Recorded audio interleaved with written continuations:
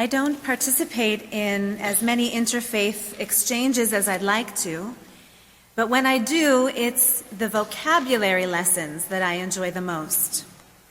Words like salvation and submission, sin, grace, atonement, revelation, and redemption. Many of these words are shared across the religions, but they can mean very different things in each one. I tend to be the clergy person in the room who wants to slow down the conversation by asking, what do you mean when you say deliverance, for example? For me, that is when the conversations get interesting and the learning really begins. It's in these key concepts that we get to the essence of a religious idea. And when I think I know what I mean when I say these words, it's when I hear the definitions articulated by other religious people that I can really sharpen and shape my own working definition. We can see ourselves more clearly by contrast and distinction. This is just one of the many benefits of interfaith exchange, of course, whether formally between clergy or informally between family and friends. It's very helpful to be asked to articulate what we believe. And so today, with Pesach just around the corner, with the Feast of Freedom right around the bend as we prepare for our Seder tables, the question I'd like to consider today is, what do we mean when we say the word redemption? In Hebrew, the word is geulah. It's a central tenet that informs how we view time, past, present, and future. It's an idea, an ideal, on which our entire relationship with God hinges, and it is a key concept at the heart of what it means to be a Jew, to act in the world as a Jew. Every people which sees itself as distinct has a story of origin. For the Jewish people, it is the Exodus from Egypt. That is our original story. Yes, Genesis records that Adam and Eve were the parents of one humanity to which we belong, and Abraham and Sarah are the parents of the Jewish people. But the seminal experience that shaped us as a people is the Exodus from Egypt. References to it are scattered throughout the Hebrew Bible no less than 120 times. The redemption from Egypt is a one-time event, past tense. It is a foundational event in our collective memory, in our collective consciousness. We tell and retell this story of the shared experience of this original redemption. The Pesach Seder is the most widely observed Jewish ritual out of all. More than Shabbat, more than lighting Hanukkah candles, more than saying Kaddish for a loved one, more than celebrating Yom HaAtzmaut, which marks the redemption in our own lifetime, the establishment of the modern Jewish state of Israel. Miraculous stories of rescue and security have taken place in our own modern era, and yet the story we prefer to tell and retell is set 3,500 years ago. And, by the way, I should mention, has no actual historical evidence. There is no extra biblical evidence to corroborate that the redemption from Egypt took place. Nothing from archaeology, nothing from among the numerous ancient Egyptian records point to the fact of the Exodus. Is this foundational, original redemption a matter of fact? Maybe not. But is it true? I would answer absolutely. Do I need to know whether there was or was not a man named Moses to make this story true? No. Do I need evidence of the 10 plagues and the splitting of the sea in order to make the message and the teachings of the tale true? No.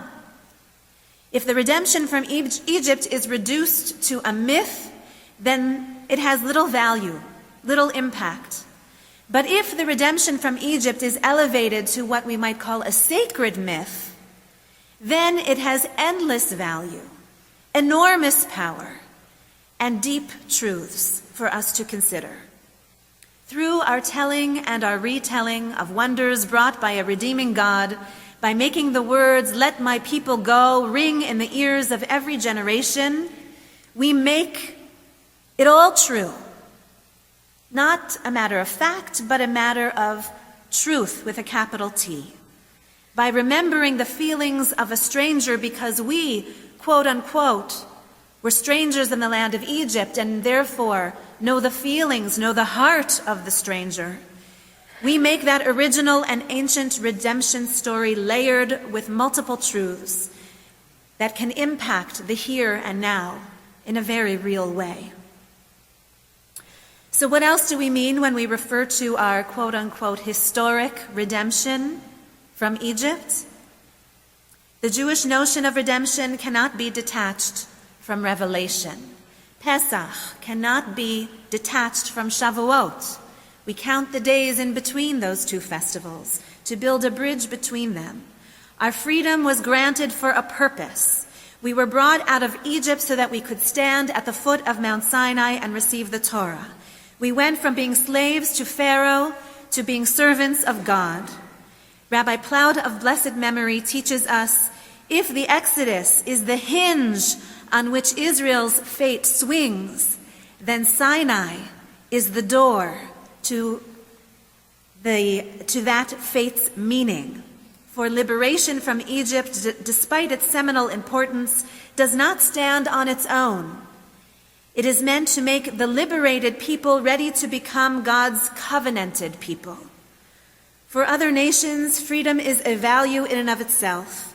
But for the Jewish people, freedom is merely the foundation for a spiritual life, and its full meaning cannot be disclosed until the road to Sinai is complete. A telling example comes through Jewish law as recorded in the Mechilta, an anthology of rabbinic commentaries.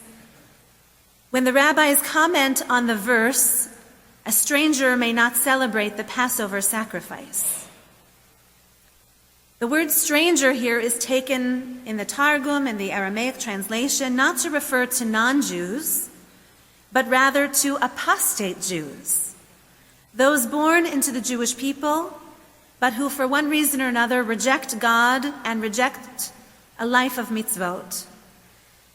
Our sages draw out a comparison between the eve of Pesach and the Seder and the eve of Yom Kippur, Kol Nidre, when that prayer specifically declares, Kol Nidre, declares that all sinners are included among the congregation, where the rabbis say that apostate Jews are shut out from the Seder. Why would they be excluded from the Seder and included for Kol Nidre? The ancient rabbis answer, if sinners come to weep and atone with us on Yom Kippur, they are welcome. But when they join us only to rejoice and to feast with us and to drink the joy of the festival of freedom, then they are not included. This law, which sounds strict and unforgiving, comes to teach that one is only entitled to the joys of freedom when she or he feels the weight of the responsibility that comes with freedom. In Judaism, redemption is only for the sake of revelation. Freedom must have a cause beyond freedom itself. Sir Isaiah Berlin, the political theorist and philosopher, talked about the difference between freedom from and freedom to. Freedom from slavery is one thing, but freedom to do, freedom to perform, freedom to provide, that is another kind of liberation altogether. So we turn now from the historic, and it gets very real very fast. It gets personal when we talk about present tense redemption. So far, I've only been speaking about the collective kind of redemption that our people has known, but there is also in Judaism the concept of personal redemption. The Festival of Freedom focuses on the collective experience of a people, but the language of our Haggadah and the rituals of the Seder are designed to emphasize personal redemption. When our mouths are full of matzah and our eyes are full of tears watering from bitter maror, we recite the words of the Mishnah, Bechol dor vador chayav adam lirot et atzmo, ki ilu hu yatsa mimitzrayim. In each and every generation, each and every human being is obligated to see him and herself as if he and she personally walked out from Egypt. And note that word, which I love to point out to students of Torah on Shabbat morning, Ki'ilu hu yatsa mimitzrayim. It means as if. And that is the language of sacred myth, as if. We are called upon to see the very real possibility for personal rescue, for personal redemption. Not just way back then, but today. We are commanded to let this sacred myth find us right where we live, right in the here and now. The Israeli poet Yehuda Amichai writes, "What is the span of my life? I am like a man gone out of Egypt. The Red Sea parts and I cross on dry land. 2 walls of water, one at my right and one at my left. Pharaoh's army and his horsemen are behind me. And before me, the desert, perhaps the promised land too." Here's how redemption gets personal. Each and every morning, each and every evening, on weekdays, on Shabbat, and on Yom Tov, we include the Geulah in our prayer service. In it, we recall the one-time event of the collective redemption from Egypt. We sing Mi Chamocha, the song of Moses and Miriam, a song of freedom, and we describe God as the one who continues to be the one, who still now humbles the proud and raises the lowly, who even today frees the captive and redeems the oppressed. God is the great social equalizer. God is the champion of the underdog. God is the moral compass that protects the powerful from forgetting their place in this world. The collective past tense redemption moves to personal present tense redemption. With this Geulah prayer, those with power, those who are blessed with power, say something like, "Rescue me, God, from arrogance, so that I can do your will." And those who are without power, pray something like, "Rescue me, God, from depression, so that I can do your will. For if I am too high or too low, then I am at risk, and I cannot fulfill mitzvot. If I am so full of myself and I leave no room for God, then I will not make time or energy for mitzvot. And on the other hand, if I am so depressed or insecure, then I may not see that I am capable of succeeding in fulfilling mitzvot. I may not see that I am deserving of being called upon to do mitzvot." And of course, every life is unique, a unique combination of power and powerlessness, of freedoms and oppressions. We are all powerful and powerless. We are all free and unfree in different ways. Consider the powerful executive may be a slave to her work and become limited, one-dimensional. And consider how the new Canadian, a refugee who has just witnessed personal redemption, now is blessed with the dignity of work, even if it means cleaning an office at night. She may struggle to make ends meet, but at the same time, she might be even more rich than the executive who occupies that office during the day. Rich in family pride and artistic talent, more free in her satisfaction as a contributing member of her religious community. How do we measure freedom? Is through our ability to serve and to bring greater redemption to others. The Geula prayer puts the powerful and the powerless on equal footing, for in the eyes of God they are each vulnerable and each in need of rescue.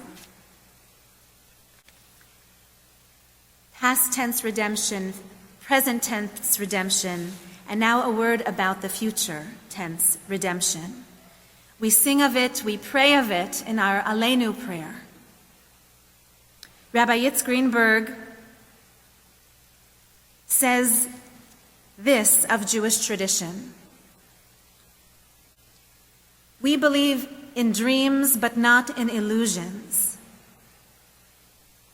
Rabbi Greenberg says, I know that the world is not now a Garden of Eden.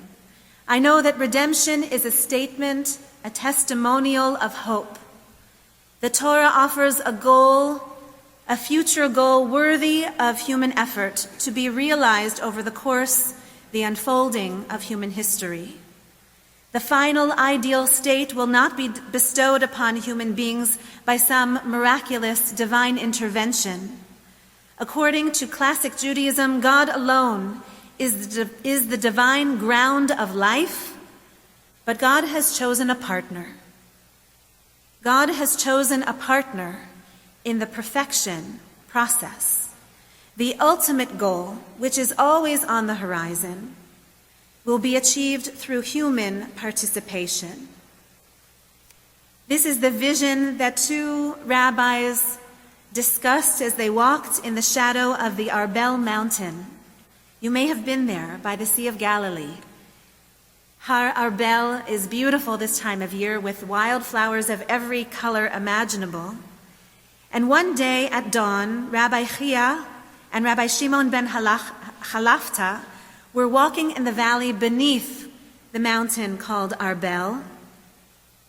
And they saw that dawn was breaking.